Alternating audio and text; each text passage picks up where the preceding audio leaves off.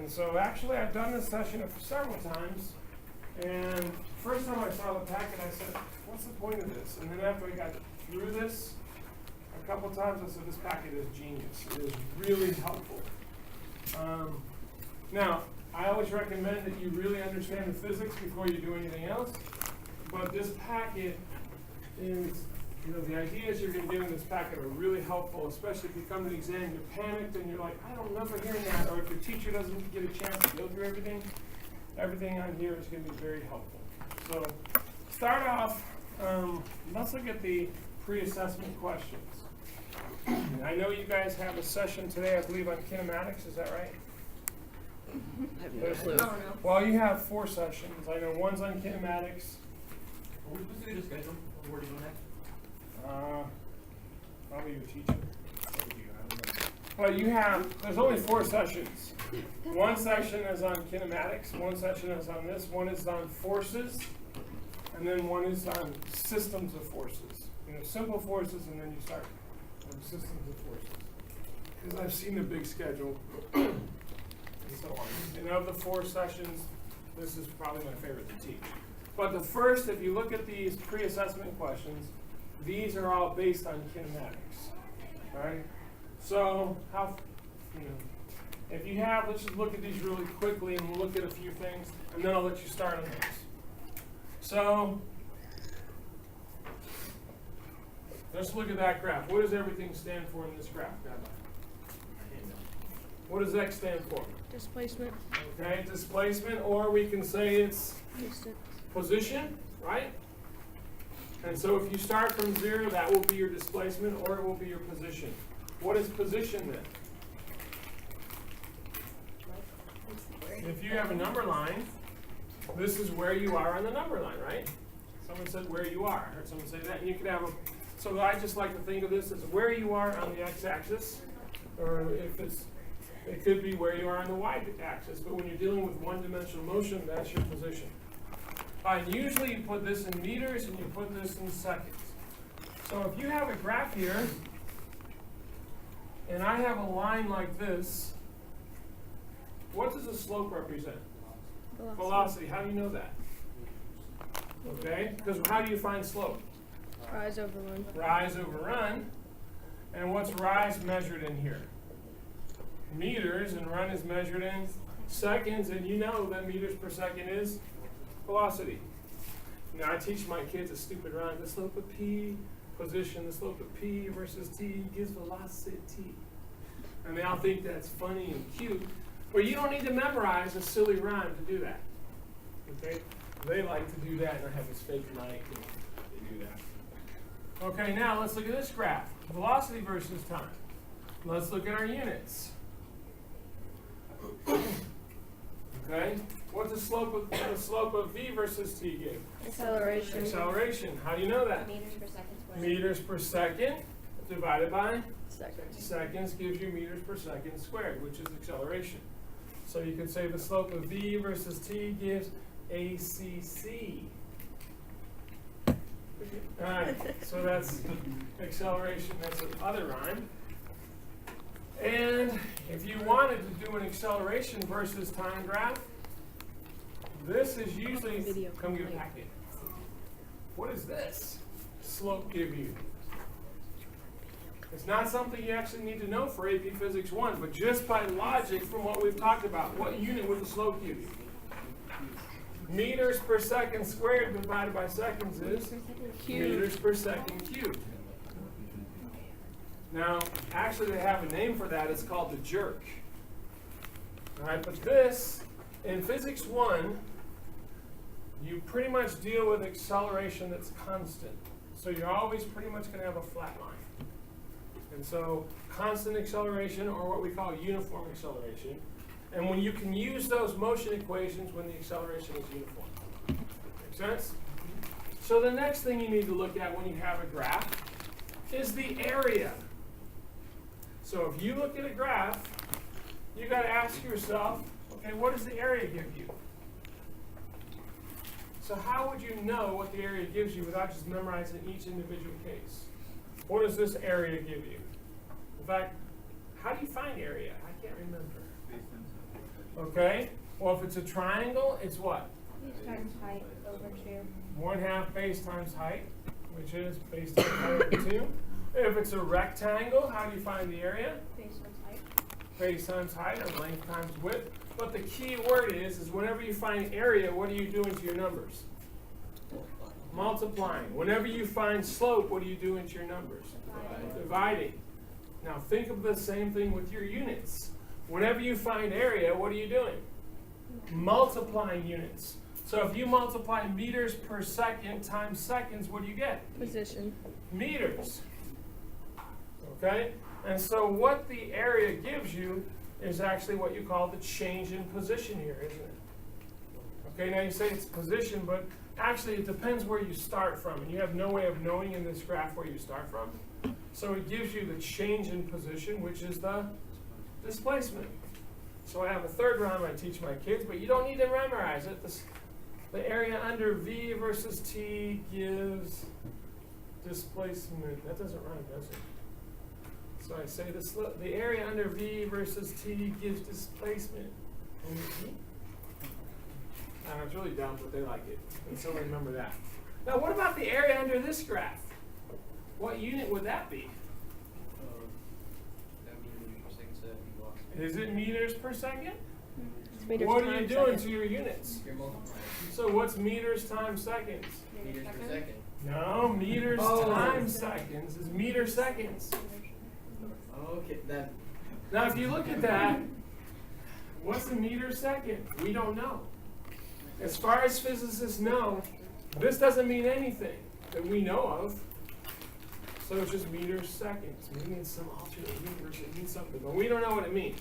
So we don't really worry about the area under position versus time. What about acceleration versus time graph? What does the area under that represent? Change in velocity. The change in velocity, right?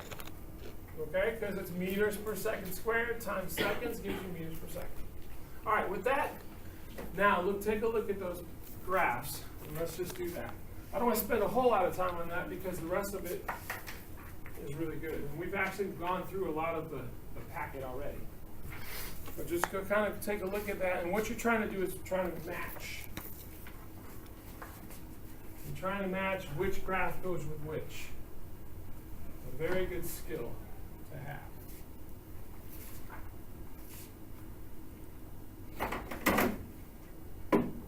Is this yours? Not anymore.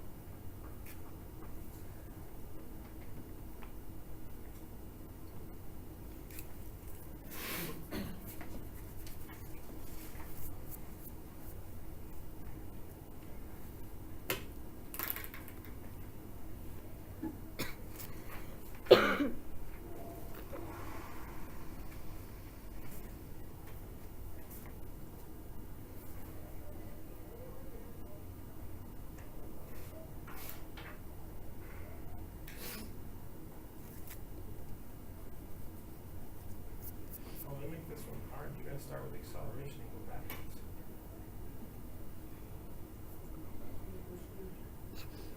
Here, well, let's look at the first one, okay? Because, yeah, I to be, as you always say, TBH. I remember trying to do this the first time, and it's like, what do they want? All right, well, this is my representation of what you have there. So for the first part of this graph, what do you have on your paper that really is drawn right? Straight line or a curve? The first part should be a straight line. And so I put little dashed lines there to kind of break it up.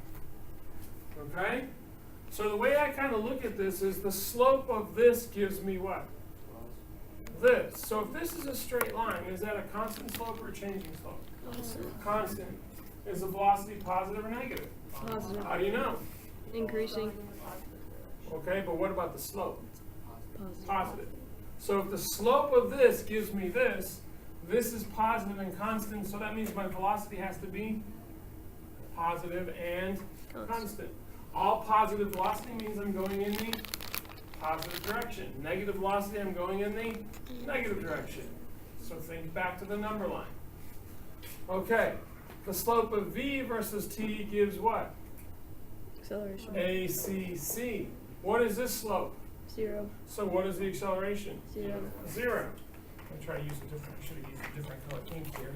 So this acceleration is going to be 0, isn't it? Because this slope is 0. Now what happens to the slope here? What's happening to the slope? It's slowing down. It's slowing down, but what's the slope is decreasing. And so it's approaching 0. So what's the velocity doing? Approaching 0. Decreasing. All right, so if the slope here is changing, the velocity is changing. So this is approaching 0, isn't it? Okay? Now then, what happens here to here? What happens to that slope? Increases. It increases, so the velocity should what? Increase. Increase. So you have that. So that means acceleration decreases in the return. Well, the slope of v versus t gives ACC. So what's the slope of v versus t here? Positive or negative? Negative. Negative. So what's my acceleration? Negative and constant. The slope is negative and constant. What's my slope here? Positive and constant. So my acceleration should be positive and constant. And they'll connect the lines like that. So this is the way I like to do it. I like to start here, find the one that goes with that, find the one that goes with that. Now, are any of you in calculus? Okay, if you're in calculus, you may have issues with this. I've had talks with students before, and they go, well, how do you know that that's not a curve? Because in physics 1, we always deal with pretty much uniform acceleration. And if you have uniform acceleration, that means these are always going to be flat lines, and these are going to be straight lines. Make sense? We have two of those. I don't know which one is correct. Because there's one that's on 0 and there's one above 0. Which one are you looking at? A and D. Okay. Well, let's look at, 1 and 2 go with 1 okay, and 2. well, 1 can go with what? D. 1 definitely goes with D. And then, and actually I think there's some of them that have more than one correct answer. Let's see, it says the top acceleration graph matches the position graph for, oops, that kind of gives it away. But that would mean that the graph of the position was 0. And then, but it also says it matches velocity graph C. Let's see if that makes sense. Okay, so we have this graph. So now we're looking at this graph. So what they're doing is they're working this backwards. So now I have here, here, and then here, right?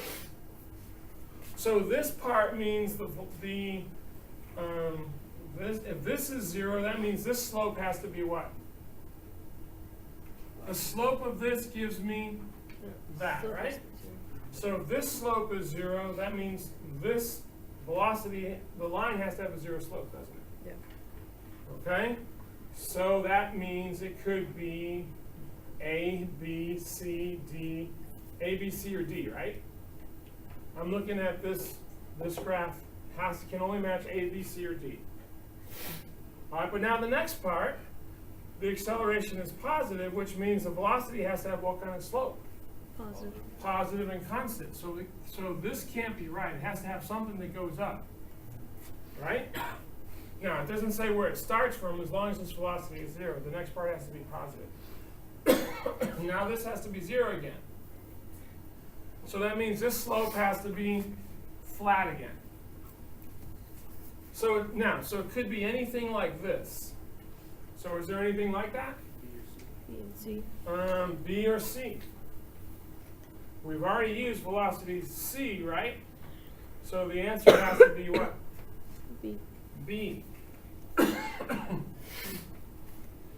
And so velocity B, they start it down here. It goes up to 0, and then it flattens out again, doesn't it? Okay, so now, let's look at this graph. And let's try to figure out this graph based on that. Okay? So it's tricky working backwards, and this is where my kids have the biggest trouble. It's easier going this way to this way to this way. It's a lot harder to work backwards. So here the velocity is 0. negative and constant. So what's its slope here?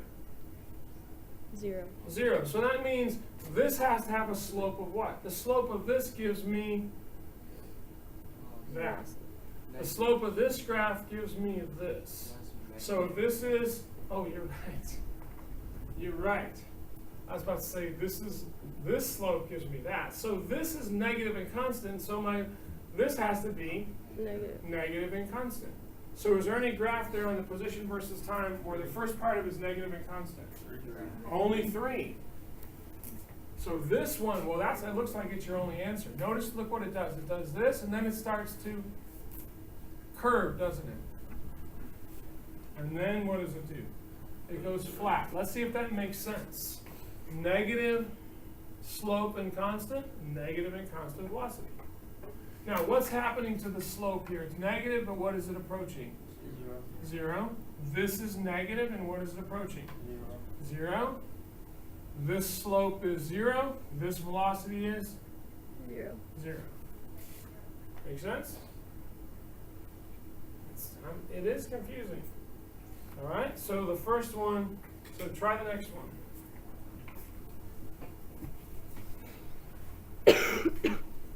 Again, they made this harder by making you go backwards. When I first did this packet, I in a restaurant, I did this in Port Allen, Louisiana. It's this really good barbecue place. Oh my goodness. The whole town was there. I went back there yesterday, even though I'm all the way over here.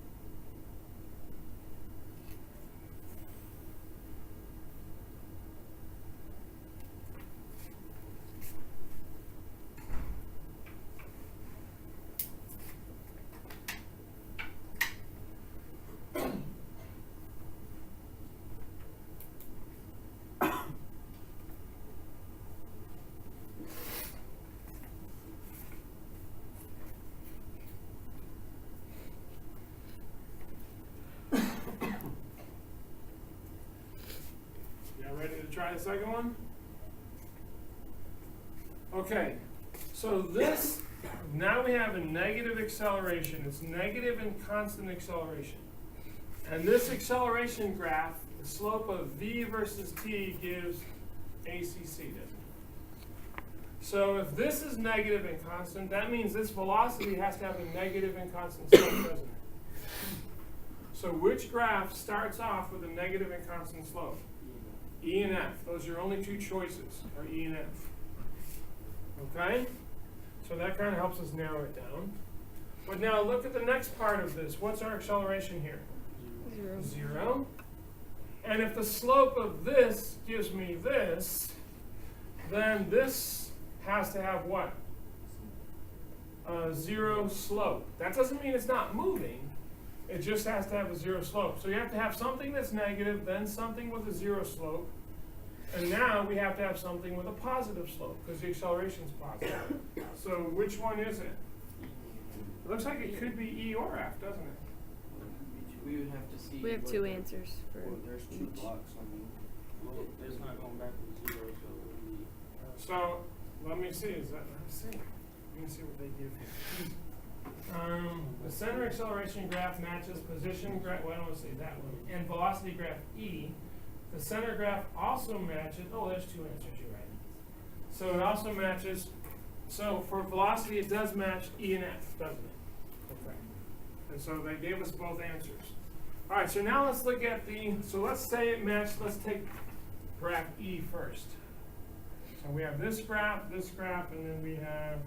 I didn't space these out very well, did I? I don't know. You get the idea. Okay. So that means the slope of this has to give me this. So this velocity is changing, isn't it? Which means this slope has to be changing, doesn't it? Because the slope of this gives me this. So this velocity is decreasing. So that means this slope starts off positive and approaches 0. So can you see a position versus time graph where the slope starts off positive and approaches 0? 2? Let's see. The slope starts positive and approaches 0. That's the only one it could be, isn't it? Number 1, the slope is positive, but it's not changing. It's constant. And that's the only one it could be. Number 6, the slope is 0 and goes negative. So that means it's got to be. So 2's our only choice, and let's see if that makes sense. So the slope is approaching 0. Now the slope is 0, so the velocity is 0. And now the slope is becoming more and more positive. The velocity becomes more and more positive. Boom. Make sense? All right. We could do the last one, but I'm going to let you do that later. Let me just let you know some people, well, there's only a couple choices left, but if you want to put it in pencil somewhere and cover it up and try it later, the bottom acceleration graph matches position graph 1 and velocity graph D. And the bottom graph also matches position graph 5 and velocity graph A. So you may want to look at that. But if I spend all my time in this, we're not going to have time to do the better part of this. So if you turn in your packet to the next page, again, I was telling you, this is gold. You want it. If there's any packet you really want to make sure you know, it's this one. Some of the packets, I think the questions are harder than you see on the AP exam. But this one is really good. So the first thing you want to do is look at the words on each axis. We've already talked about that. And then you want to choose an equation that relates both of the axes together. And so what you're going to want to do now is turn to your very back page of your packet and rip off your equation sheet. They give you a nice little equation sheet right here. That's going to help you do this. And this equation sheet's going to be your friend. You'll get this on the multiple choice and the free response section of the text.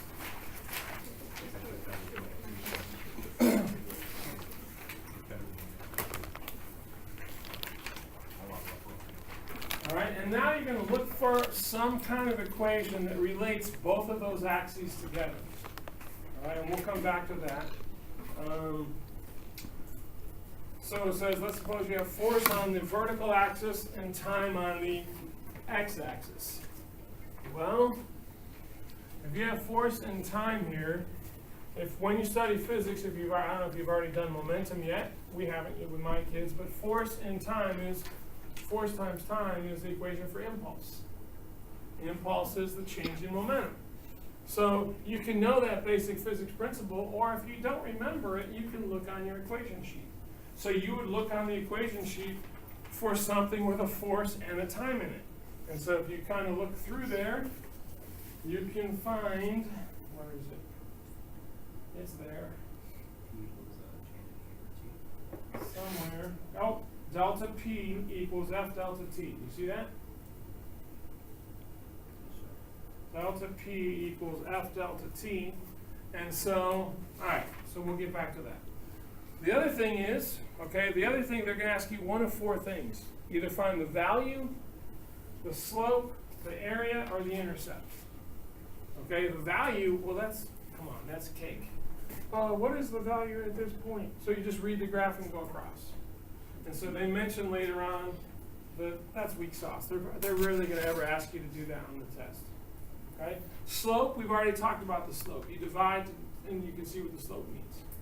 Area, notice it says when you take an area, it measures the amount of the quantity that's changed, not the final value.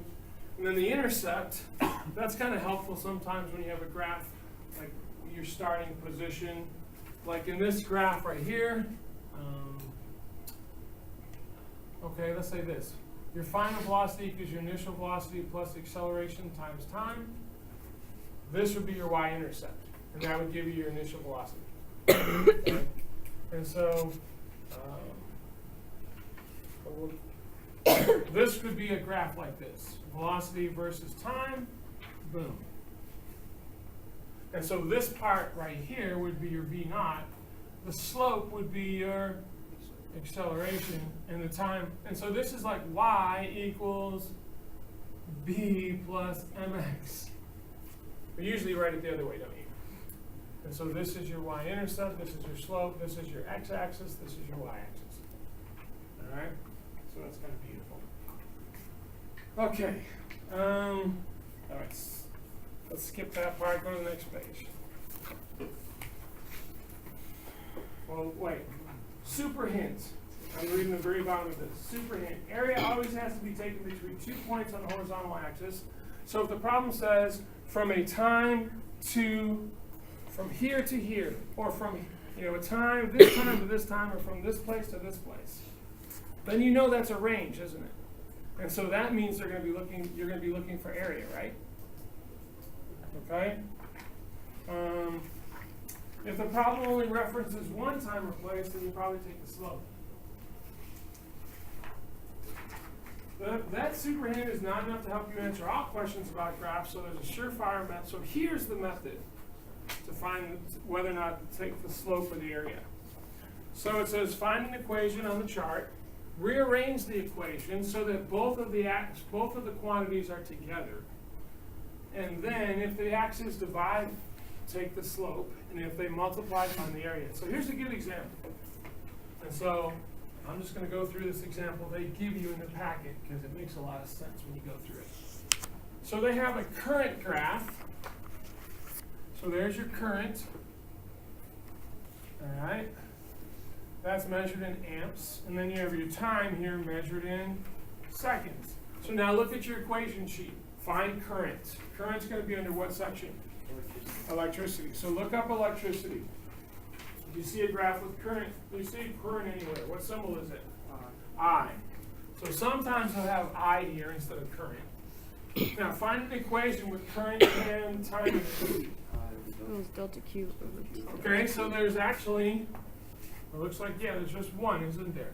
So it's I equals delta Q over delta T. So that's the first step, find the equation. What's the second step? Rearrange it so that both parts of the equation are on the same side. So how do I rearrange that? Multiply by delta T. I times delta T equals what? Delta Q. Delta Q. Aha! So now I arranged it. Now, if these are together multiplied, then what are you going to find? Area. The area. So if you have a graph of I versus T, current versus time, what will that area give you? So you have constant current, charge. Make sense? and it's the amount of charge. This is the charge per second. Charge is measured in coulombs. A coulomb is just a whole bunch of electrons, 6.25 times 10 to the 18 electrons flowing past the point every second. That's what electric current is. So this is the amount of charge per second, and that's amps. Now, you can memorize it that way, or you can, you know, this is so helpful, I think. So, is that the answer they give you? Yes. All right. So they give another example, potential, electric potential. You have volts, and what's the other one they give you?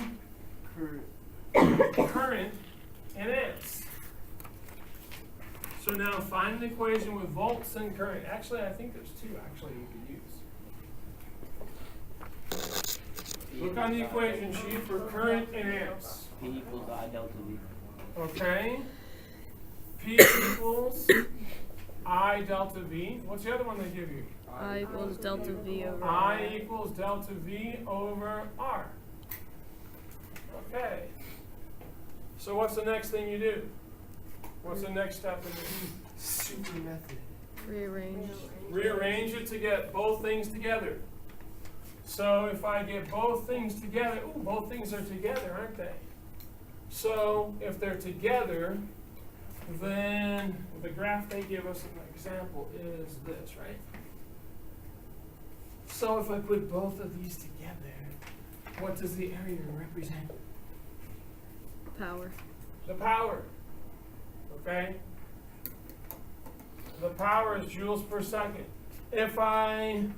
Now let's get both of these together. So if I get both of these together, I'm going to multiply both sides by R. Divide by I knew that. Divide by, no, I want Divide R, by I I. want I by itself. You want I under V. I want I with V. I want you two guys together. There you go. All right. So now what do? Well, oh, they're dividing. So that means I find the slope. So what does the slope of this graph gives me? Resistance. It gives you the resistance. See how easy that is? How do you know which one to use? Well, that's where I would look at when they're going to ask you something. And so you want to look at the answer choices. Because if they give the answer choice, they might say, what's the current? Or what's the resistance? And so if you look for answer choices in ohms, then you know it's resistance. If they say, what's the amount of charge, then you're going to look for your answer choices in coulombs. They'll be pretty clear about it. Okay, this is just, all right, so flip it over now. Oh, wait. We got to talk real quickly about, look at the very bottom part. We got to mention that. What if you're given a graph of velocity versus time? There are two equations with velocity and time in them. So they give you these two equations. So you've got this equation, x equals x naught plus v naught t plus 1/2 at squared. And you have v equals v naught plus at. So what's the shortcut he gives? You're allowed to disregard all but one term on the right-hand side. If the graph is a line, then we want to get rid of this. Why? If it's a line, It's not accelerating. right, if it's a line, you're not going to have any squares in it, are you? And it's not accelerating. Okay? Right, exactly, and it's not accelerating. So you can disregard that term if it has powers. So that means, and then you can also disregard this constant. So if it's a line, now this will be your initial position. Your final position equals your initial position. So this will be your y-intercept, but even that you can just kind of get rid of it. That's what they're trying to say. You can get rid of this if it's a line, you can get rid of that.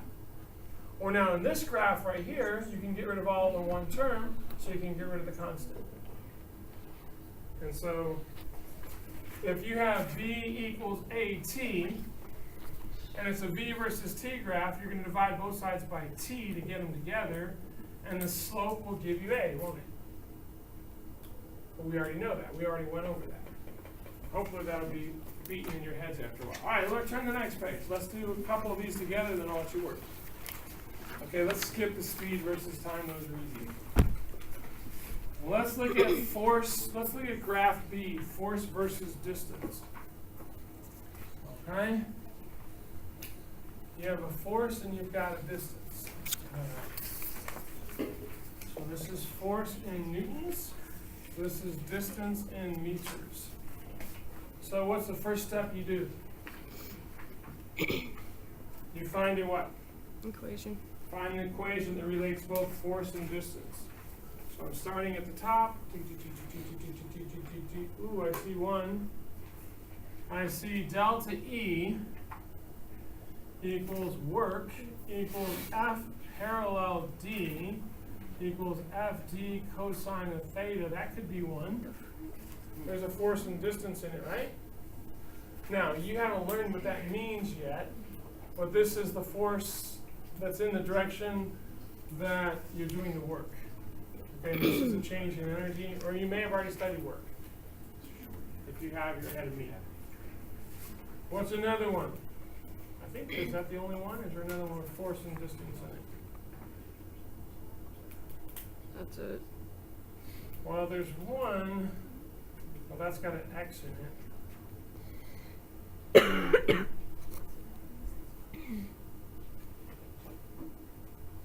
Okay, looks like that's the only one with force and distance in it, right? All right, so let's take a look at this equation.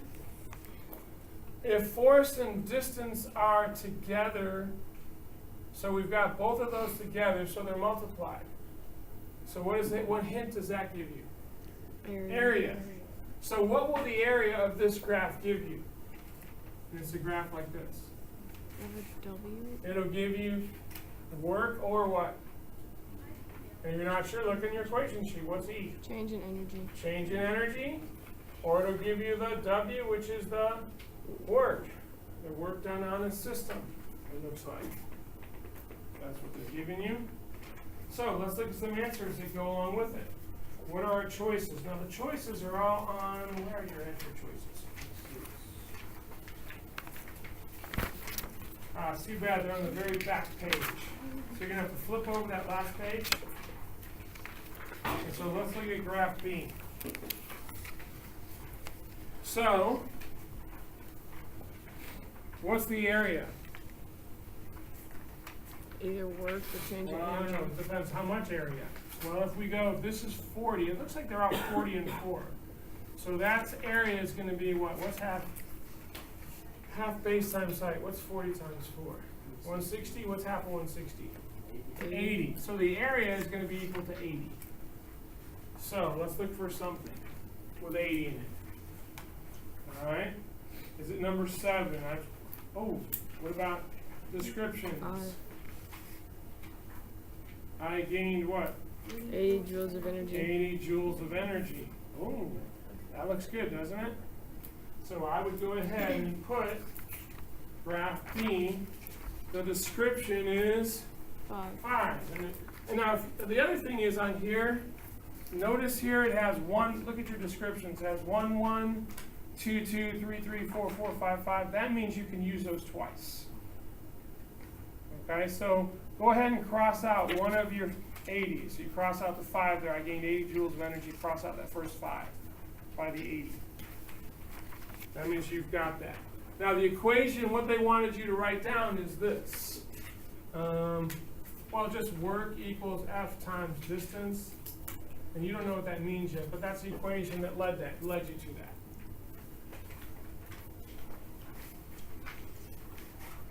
I've got the official answer key here. And I always have some nerds in here who always want to get the official answers. So if you want, I'll let you take a picture of this later. The scoring guide. Your teachers actually should have access to these answer keys. Okay? If you don't, Is it on the Blackboard site? it might be. I'm not sure. I don't know. I haven't looked at, well, actually, I looked at the Blackboard earlier. It used to be that they would send the teachers all the links to the study guide, the solutions. I don't know if I'm still allowed to. They used to say, you know, presenter, feel free to share these with the teachers. So, but anyway, go ahead and try. Did you get the idea of that one? So what is it? It's the same graph on the side of that. Yeah. Which one? Right on the side of that. Yeah, they're the same one. All right. So they do the same thing? Okay, so let's look at the one next to it. Okay, let's look at the next one. Okay, now this one's going to be a little trickier, but all right, here's the deal. If one of them you just found the area, what do you think the other one you're going to find? Slope. The slope. Okay? So now what you want to do is you want to look for something, look for an equation with force on the, where you're finding the slope, where it's going to be a force over a distance. Now the problem is they don't actually use the letter D here. So they're kind of ripping you off a little bit. So find an equation with force in it. Let's work our way down. So if I'm starting at the top, so everyone look at me at the top here at those equations, and let's work our way down. The first ones are motion equations. There's no force and distance. A equals F over M. Is there a force and distance there? There's a force, No distance. but there's no distance. Don't be confused that M is not distance, it's mass. Then the next one is a friction equation. There's a force. Mu is a coefficient, which you may or may not have learned yet. Next one has a distance in it, R. Even though it's not labeled as distance, you know that's a distance, isn't it? P equals mv, no force or distance. Next equation, delta P, there's a force, no distance. Kinetic energy, one had neither force or distance. Next one we already used. Power equals energy over time, neither. Next one, angular. That looks familiar. Doesn't that look like the second equation? That's called, keep going. Keep going. A equals the sum of the torques over the rotational inertia. That's not one. Torque equals, RF sine of theta. What's R measured in? R is, that's a distance. But that would be area, wouldn't it? Mm-hmm. So, that's not the answer they gave next to this one. Keep going. It could actually be though. But they wouldn't label it that way though. Keep going down to where it says Fs equals Kx. Fs equals Kx. This is an equation called Hooke's law. And so this is the force of a spring equals the spring constant times the distance you stretch the spring. Now they don't say, they say position, but that's the distance you stretch the spring. So if I want to get these all together, then what would I do? Divide both sides by x. And so the slope would give me what?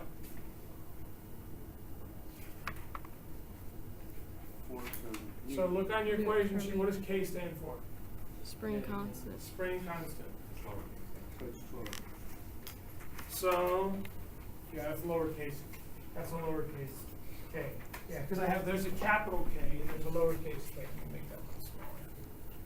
That still looks like a big K, doesn't it? All right. So does that fit anything? 12. Number 12. Let's look at your answers. Number 12, I have a spring constant of 10, and the slope is 10, right? So, and that's the answer they give. You want to do another one together? Sure. Okay, let's skip down to number N, graph N. All right. So if we look at graph N, of course, I chose a graph where you. Of course, the description's on the wrong side. I should have chosen that one. So what do we have on the y-axis? Momentum. And that's in Newton seconds. And they give you mass here in kilograms. All right, so find the equation with momentum. First of all, find the symbol for momentum. So look on your equation sheet. What's the symbol for momentum? Little p. And the symbol for mass is m. So find an equation with p and m in it. P equals P equals m times v. Next step. Rearrange the equation so both of them together. So that means I gotta get the m on the other side, so I'm gonna divide both sides by m. So what does the slope of this graph give you? The velocity. So can you find something, some answer choice that goes with that? So the equation is v equals p over m. And so what's the description that goes with that? Okay. It looks like 2, doesn't it? I am moving with a speed of 10 meters per second. Now, that's used. Now it's used again as another answer somewhere else. Okay? Because there's 2 answer choices for 2. Description 2.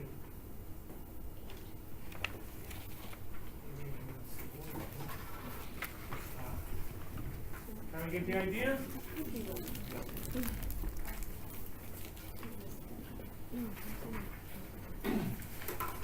Why don't you do right now, let's do one that I know you've probably not studied yet.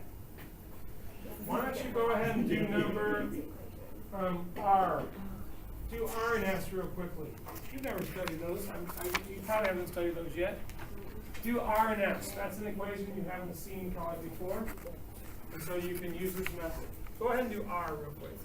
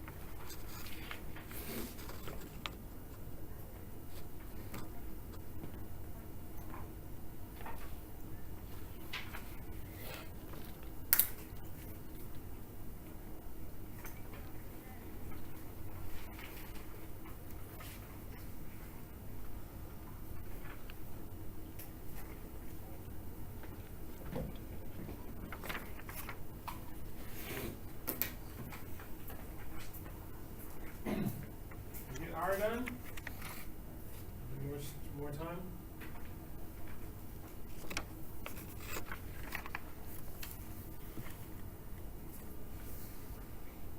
Okay, let's just look at R real quickly, you know. Okay, did you find an equation with angular momentum in it? So it's angular momentum is L. So now find an equation with L or delta L in it. Delta L equals torque times delta T. So now put the 2 together. So that means I got to divide both sides by delta T. And so what will that give me? The torque if I do what? If I find the slope. How do I know it's a slope? Because I divided it. So now let's find an answer choice that goes along with that. 18. 18. See how easy that is? Did you know anything about torque? No. Now you're going to learn hopefully about torque.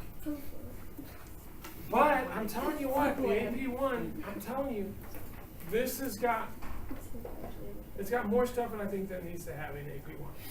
For an introductory physics course, I think I would like it if they just would get rid of the electricity because we do it in AP2. And it would give me more time to go through everything. But it's still, you can answer questions and get points that you may not have gotten with this method. So you have just over under a minute left. And then, okay, so See where you say I'm slow? No, I'm just. No, he's just wanted to warn you that No, I know, your I know. chance to drop the mic is coming up. Oh! Yeah. Oops. Not the thin cat. I like that. Alright, so what about angle versus, so what about the next one? Theta equals, so I have this one, theta equals theta naught plus omega naught t plus 1/2 alpha t squared. And you can ignore the. So remember, you can get rid of the square because it's a straight line. I can get rid of the constant. And so now I know I can divide both sides by t. And so that's my equation. So what do I use? Okay. Angular speed. I don't know, what's the answer there? 14. There it is, angular speed. All right. So I know I probably have to stop because I want to give you. So here's what I want to do. If you're like me, I love to know these answers, but you probably want to write them on a separate spot, right? Right, not right at the very bottom. So let me give you the answers. Graph A, if you want to write them in a separate spot, A, the description is 3. The next, AA. Yes. Yeah. The next A is 7. Description 7. B is 5. B is 12. C is 16. C is 13. D is 3. E is 4. F is 8. G is 2. H is 10. I is 5. J is 1. K is 1. You're using it twice. L is 4. M is 11. N is 2. O is 9. P is 6. Q is 17. R is 18. S is 14. T is 15. U is 19. Now the equations, well, you'll see the equations if you really want. If you want to take a picture of it, you can. Did I give you the answers to the other one? On the pre-assessment? Okay. All right. So, That's the first time I've ever made a now you never, they purposely, you never make it through the practice. They always give you more stuff than you're ever The going to English have. ones are the worst. And especially on some of those with free response, this is one where you can almost make it through. You didn't even finish all the problems, did we? But I think but you need to practice this. And you need to go home and do these, tonight when you go home. Because y'all are nerds, right? Why are you here on a Saturday? Because we're required to. Stop this now.